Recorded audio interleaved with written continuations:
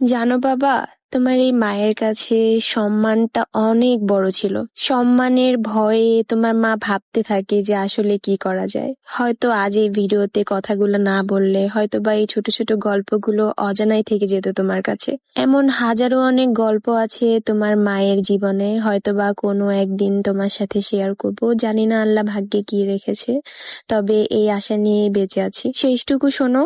তোমার মা তখন ভাবতে থাকি যে কিভাবে একটা চেন কেনা যায়, কোথায় টাকা পাবো।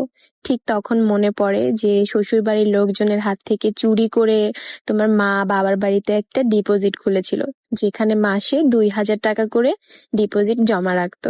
যদিও তোমার মায়ের একটা নিজস্ব বিজনেস ছিল, কিন্তু সেই বিজনেসের একটা টাকাও তোমার মাকে দেওয়া হতো না। তারপরেও কিছু কিছু টাকা জমিয়ে জমিয়ে সেই ডিপোজিটে টাকা রাখতো, নিজের সম্মান বাঁচাতে, নিজের বাবার বাড়ির লোকজনদের সম্মান বাঁচাতে। বাবার বাড়িতে তোমায় নিয়ে গিয়ে সেই ডিপোজিটটা তোমার মা ভেঙে ফেলে।